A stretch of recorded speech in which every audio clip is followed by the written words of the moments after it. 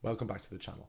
In this video, I'm going to talk about what I think is the best way to improve your gas tank for Jiu-Jitsu, and that's going to be using long, slow duration cardio. So oftentimes I get asked, what's the best way to improve my gas tank? And oftentimes people will say it should be many, many rounds of Jiu-Jitsu. Ultimately, it's really important to understand that that is true. The best way to get conditioned for a sport is to do the sport, but and that is true. That holds true. You absolutely want to do that. The best way to build specific conditioning for jiu-jitsu is, well, through doing jiu-jitsu. And if you're doing a couple of rounds, 5, 6, whatever minute rounds, and you're getting some rest interval in between, this makes for a really nice stimulus, and it's just really good training. So that kind of covers the interval anaerobic side of training, where we don't have as much oxygen and we're breathing a little bit heavier and we're pushing into higher heart rate zones, all of this stuff. That's the anaerobic side of training, and I think jiu-jitsu really has that covered.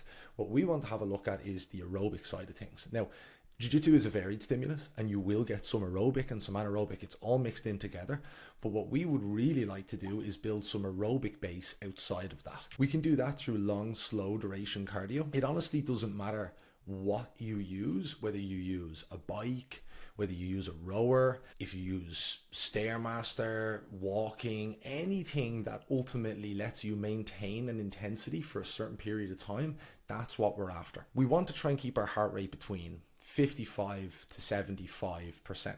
And that can be hard to do if you don't have a heart rate monitor, but there's a number of ways that you can kind of maintain that pace if you don't have a heart rate monitor, which most people don't have. One way that you can do it is by just nasal breathing. This is a really good way to regulate that heart rate and regulate your breathing rate. If you just breathe through your nose for the entire thing, you really can't push your heart rate and your breathing intensity up too high, and that tends to keep you at that level. We want to aim for doing 30 all the way up to 90 minutes if you can, but by putting 1 or 2 of these sessions in the week alongside all of your anaerobic intensive jiu-jitsu work over here, this means that you are just generally fitter.